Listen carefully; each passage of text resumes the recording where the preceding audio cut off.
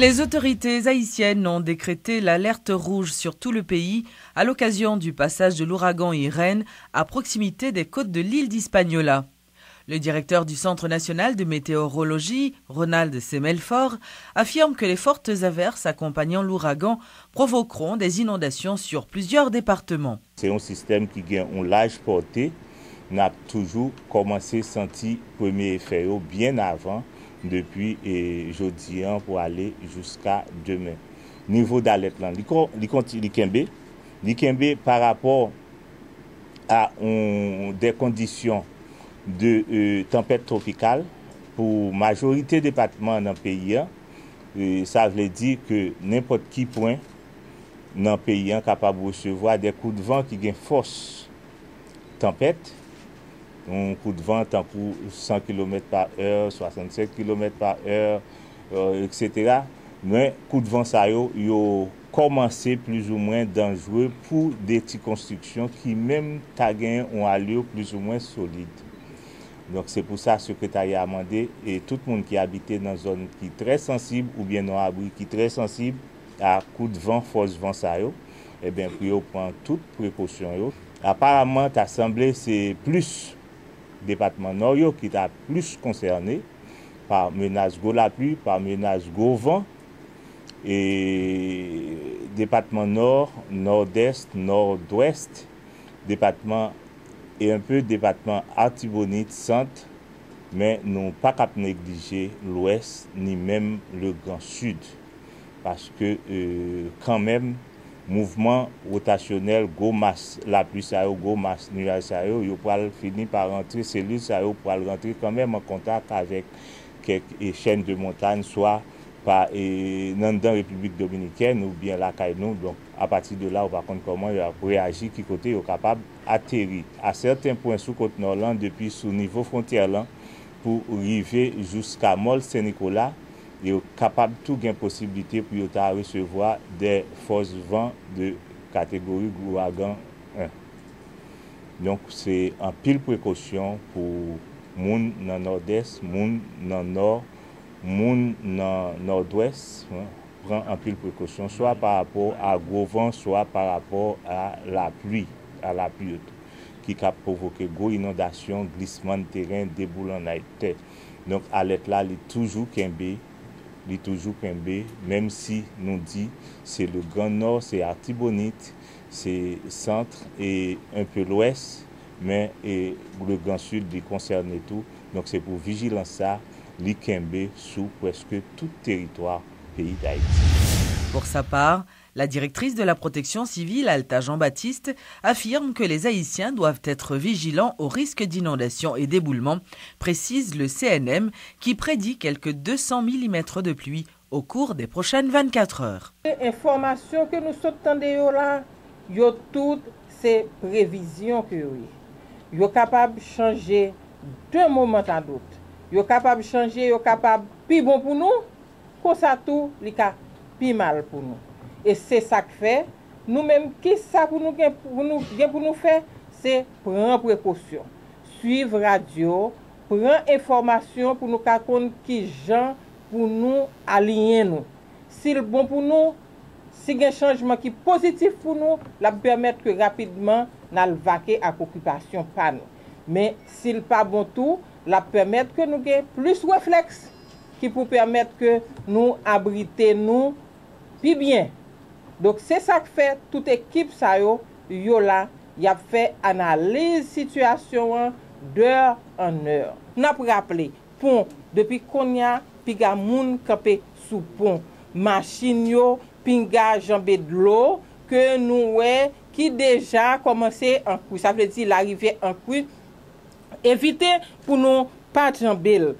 N'a toujours fait ce rappel ça. Dans moment côté que en pile la pluie a tombé, nous pas docteur, c'est vrai, mais ça pas empêché que nous bail petit rappel par rapport à l'épidémie choléra qui toujours là. Donc toute précaution santé publique qu'on dit nous demander population pour yo songer en pile pour journée jodia et pour tout l'autre jour cap venir côté que capable gagner inondation sous pays d'Haïti. Notons qu'Irène est le premier ouragan de la saison cyclonique 2011 qui a débuté le 1er juin dernier et qui prendra fin le 30 novembre prochain. La Commission européenne, en collaboration avec les différentes Croix-Rouges, a lancé ce lundi son nouveau programme de préparation aux catastrophes en Haïti. Ce programme sera financé à hauteur de 5,47 millions d'euros. Les principaux bénéficiaires de ce programme seront les départements de l'Artibonite, de l'Ouest, des Nippes et du Sud-Est. Ces projets permettront aux populations les plus exposées de réduire les risques associés aux phénomènes naturels extrêmes tels que tremblements de terre, inondations ou glissements de terrain. En fait, c'est une conférence où on a une vingtaine, trentaine de participants qui viennent de l'Amérique latine et de la Caraïbe pour partager avec nous et partager entre eux toutes les expériences qu'il y a en préparation, en réduction de risques au niveau urbain. Donc l'idée, c'est de partager des expériences. On a ici des collègues et des experts qui ont travaillé pendant des années dans d'autres villes de l'Amérique latine et de voir comment nous, en Haïti, on peut adapter certaines de ces pratiques, certaines de ces expériences pour travailler sur Port-au-Prince, Gonaïves, Cap-Haïtien et avoir une meilleure connaissance sur qu'est-ce qu'il faut faire et comment il faut le faire. Quand on voit les désastres de Gonaïves, ils ont été causés par, même pas une tempête tropicale, mais des ondes tropicales qui sont passées. La tragédie de Mapou-Fonverette, en fait, c'était avant la saison cyclonique avec un vent, avec un front qui est arrivé pluvieux. Donc pour nous, même si la saison cyclonique est importante, c'est surtout tous ces phénomènes auxquels on ne prête pas beaucoup d'attention, là où on veut intervenir et mettre l'accent. Les consultations n'ont pas encore débuté, 20 jours après le rejet du choix de Maître Bernard Gousse comme Premier ministre. C'est ce qu'ont annoncé les présidents des deux chambres. Toutefois, les parlementaires indiquent avoir rencontré le président de la République ainsi que le Premier ministre démissionnaire Jean-Max Bellerive. Ils ont fait remarquer que les discussions se sont portées uniquement sur les questions d'éducation et des sujets d'intérêt nationaux. À quand la désignation d'un prochain chef de gouvernement ?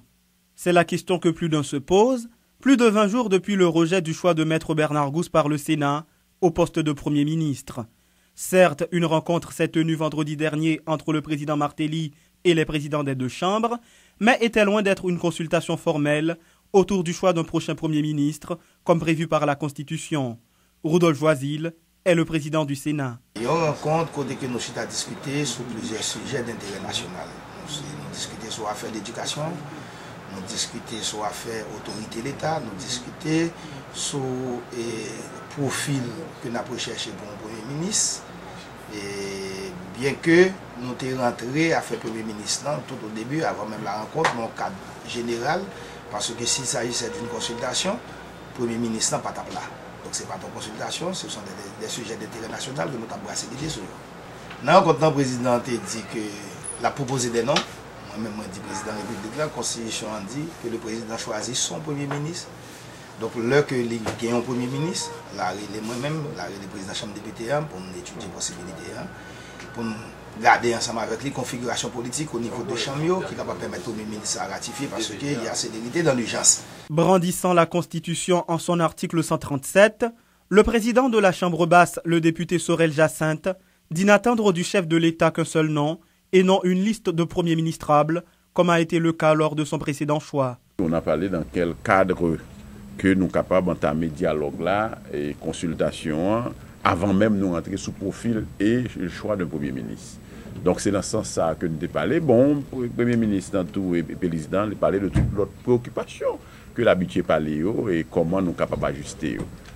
Donc nous croyons que son dialogue qui va continuer avec les autres secteur de la politique là, parce que moi-même en tant que président et choisi en tant que président, c'est une consultation, mais cette consultation, pas le dire que c'est Premier ministre ça va le passer. Donc c'était établi cadre là pour les consulter pour Premier ministre lui-même les tout passer parce que consultation en fait avec tous les représentants au niveau du Parlement. Et le président de la République ne saurait me donner quelques noms. Le président de la République doit seulement nous donner un nom. Donc on n'a pas encore ce nom. Doter le pays d'un nouveau gouvernement, est-ce une priorité pour l'exécutif? Une question d'intérêt public, près de 100 jours après l'accession de Michel Martelly à la tête du pouvoir. La corruption est presque partout dans l'administration publique et se manifeste sous plusieurs formes. C'est ce qu'a révélé le directeur général de l'unité de lutte contre la corruption, l'ULCC, M. Amos Durosier. Le ministère de la Justice et les institutions de perception de recettes arrivent en tête de liste dans le classement des institutions publiques les plus corrompues, a indiqué le responsable. Intervenant à la rubrique Le Point de Radio et Télé Métropole, le directeur général de l'ULCC a fait remarquer que l'organisme qu'il dirige a déjà réalisé beaucoup d'activités dans le cadre de sa mission. Le ministère de la Justice est un d'entre eux, mais il y a aussi la douane, les institutions de perception. Ensuite, il y a le Parlement. Était prévu aussi le Parlement. À 51% comme institution. Comme institution. Qu'il y a beaucoup de corruption au niveau du Parlement. Okay. Et cela en 2005. Et d'après l'enquête menée, c'est en 2005 les gens avaient dit qu'il y avait de la corruption au Parlement. Lorsqu'on avait demandé aux gens au cours de l'enquête, au niveau de la douane, qu'est-ce qu'il y avait? Il y avait du marchandage sur l'exonération fiscale donnée par le ministère de l'économie et des finances. C'est le ministère de l'économie et des finances qui est responsable de donner la franchise. Mais il y avait des cas de franchise illégale. Non-respect de la loi telle qu'elle est.